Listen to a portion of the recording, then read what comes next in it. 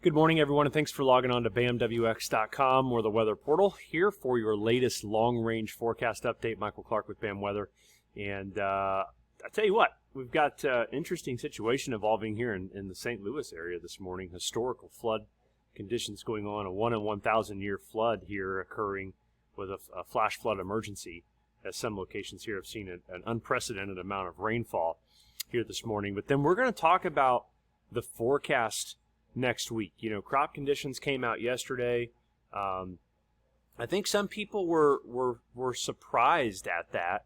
And when you look at what the weather was, it doesn't surprise us. You know, we've talked about mid to late July being unfavorable now for over a month, and we've had it in the outlooks. You know, we don't nail the locations specifically or spot on, but the generalized pattern, I've looked back to what we've put out over the last several weeks, and the message has been clear that the weather is not incredibly conducive for anything trend line or above on crop yields. That's just the way that it is right now, and it's, you know, I'm not trying to be not trying to be negative, but at the same time, I also want you guys to understand where the pattern's going and what things, where we're headed and the risk at hand here. I want to make sure people are prepared, all right, for that. So real quick, I do want to show you this morning. This is radar out of St. Louis, and just a crazy amount of rain. Just a crazy amount of it. This is just over the last several hours. Flash flood warnings everywhere. Again, you can see just what happened here. This loop takes us back here into the pre-dawn hours, but just a training situation of very, very intense rainfall. Just look at these radar returns, lightning associated with this, just absolutely crazy, you know. When we look at the amount of rainfall that we've seen and the storm total rainfall, you know, this is just remarkable to see these types of totals showing up. I tell you, I've never really seen anything, you know, in this short amount of time. 13.8 inches of rain west of St. Louis Metro, but some really, really impressive rainfall totals here across eastern Missouri and western Illinois, okay? So don't want to focus on that too much, but I just want to let you guys know it is a historic event out there. That's a very serious one. This is a look at rainfall the last 48 hours. You can see it where most of the rain has been targeted here. Northeastern Kansas, again, a lot of central Missouri, south central Illinois, a lot of crop down here. A lot of folks got some good rain in across southwest Indiana. But when you look at the 72-hour totals down there across southwest Indiana, some of this may have been too much rain down there.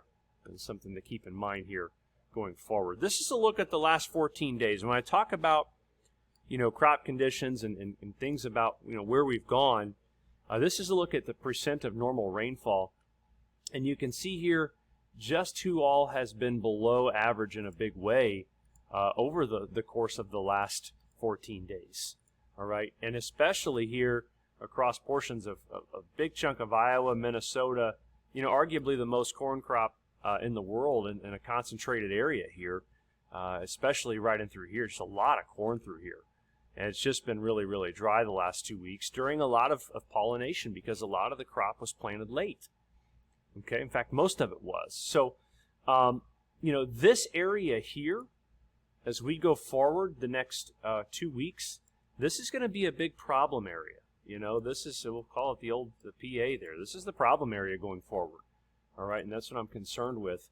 We look at temperature departures here over the last 7 days. You can see where the warmth has been. You've been 4 to 5 to 6 degrees above average the last 7 days in that same area. It's just been warm. When we look at rainfall going forward the next 7 days, a lot of this is going to be focused here to the south, where it's already occurring. It's already raining. There are some minor chances here going forward. There's some weak scattered chances in the forecast here across Nebraska and Iowa. But the forecast overall in terms of from a normal standpoint for precipitation is for this area to run largely below normal the next probably 2 weeks. Okay. Now, let's look at the pattern. All right, this is the European ensemble. I'm going to take this in 5-day chunks. This is where we are right now. trough coming through. We got a cool weekend coming. Honestly, a nice weekend here for a lot of folks. But it's after that, this quickly ridge in the east starts to build in. This Bermuda high starts to flex. A big product of the August negative angular momentum and the La Nina pattern. As that southern ridge starts to expand, you can see in the 5 to 10 day it's doing just that. And as we get out into the 10 to 15, we have really an all-model agreement now at this point that a really strong ridge is going to be focused here over the central portion of the country. Precip will be shunted off to the north. Very, very warm in between. The GEFS is actually even more extreme with the forecast than what the European is. There's the European, there's the GFS, a little bit stronger. But the largest anomalies where the ridge is the strongest for this time of year being here, that is a direct byproduct of the negative AAM for sure, okay? And that's what we're going to continue to see kind of drive this pattern into week 2. That's going to shove a lot of this action north. In fact, I did have a screenshot here of some of the cluster data that I wanted to show you. This is the European ensemble clustering. And so this is where we look at some of the different data outputs that the European has for different possible ideas in the 11 to 15 day period. And again, strong indication from the majority of the clusters, 1 and 2, that precipitation is going to be going up and over, all right? Cluster 3 is because the ridge is weaker, but I don't necessarily agree with that. It's kind of an outlier between that and the GEFS.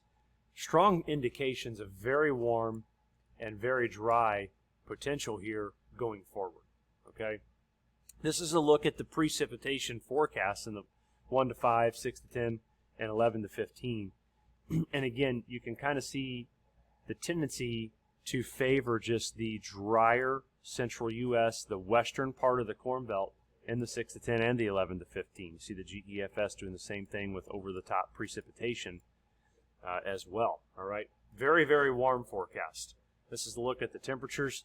The GEFS continues to run extreme, probably a bit too warm in the 6 to 10, 11 to 15, but regardless, it's still warm. In fact, I believe I want to show you this. I had the operational models pulled up. I apologize because I thought I had them screenshotted in here for you, and maybe I didn't. Maybe I didn't. Let's see. Here we go. My apologies, guys. I'll bring you into the slideshow here real quick, but this is just the 5 to 10 day period on the European model here, GFS here, and the Canadian. All really strongly indicating that probably 60% would be if you really got down and dirty, maybe 50% of the major U.S. production areas for corn are going to be very, very hot next week.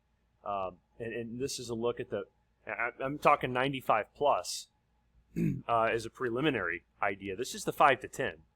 Okay, we'll get more specific as we get closer to that. But here's the ensemble data as we get into that week 2 period. Here's the EPS. These are 850 temperature departures. This is the GEFS.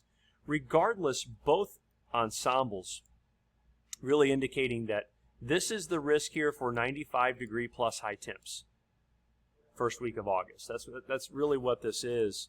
And then we'll kind of fine tune that as we get closer as to where those are actually going to set up. Okay. So here's our week 2 forecast with all that being said. Again, here's the last 7 days. I want to talk about where probably the biggest problem areas might be in this regard. We got to keep in mind we had a lot of rain in Missouri just recently. It's been very warm. All right. Thankfully, Central Michigan's had a bunch of rain. That's been nice. Look at that. But here's week 2, where we take the precip up and over the top, and we work in really, really warm temperatures. In fact, I would imagine we'll start working in some records. We'll start looking at record high temperatures being possible in that time frame. The most responsible way to approach this at this time would be using a blend of models, because you get beyond 7 days, you got some hot biases and some problems in the weather models. But day 8, you look at this, 95 plus, day 9, 95 to 100, day 10, more of the same. And so you really, really get into some serious heat. And when you look at low temperatures in this time, they don't get below 70 degrees in this period.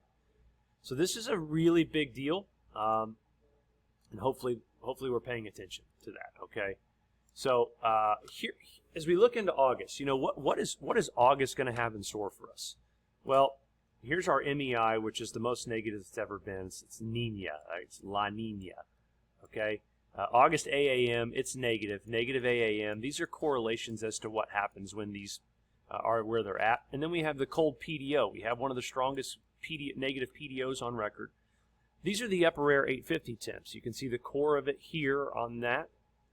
See the core here on this, and the core here on that, right? You kind of look at this and go, you get an idea that August has a heat risk here that we're going to introduce into the forecast. In fact, we're updating August, probably going to make it quite a bit warmer and drier at this rate. Okay? When you look at the coldest PDO years, actually, I'll show you the weekly first. Here's the new Euro weekly. And I show you this because it looks a lot like the PDO analog I want to show you. This is the 7th through the 21st of August, day 14 to 28. But look at the dry forecast here, and look at the warmth. In a very similar area in which I just drew. I do believe in that 10 to 20 day period, some of the heat can pull back out into the west again. The ridge can retrograde, and we open up precip in the east. I believe that's a possibility in the far eastern ag belt.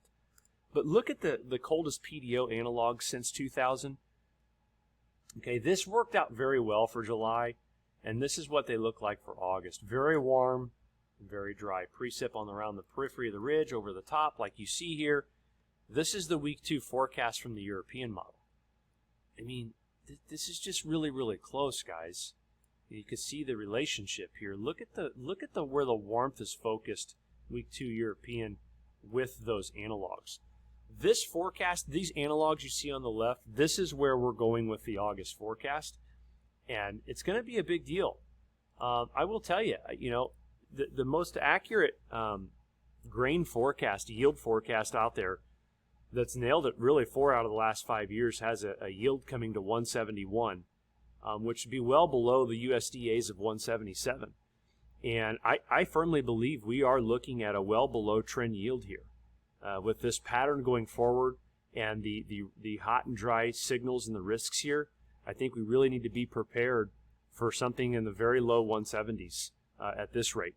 Okay, and if this things continue, we'll comment more on this going forward, but we can't ignore the facts and what the weather is doing right now to the U.S. crop. So we will keep you posted. If you have questions, let us know, guys. Have a great day.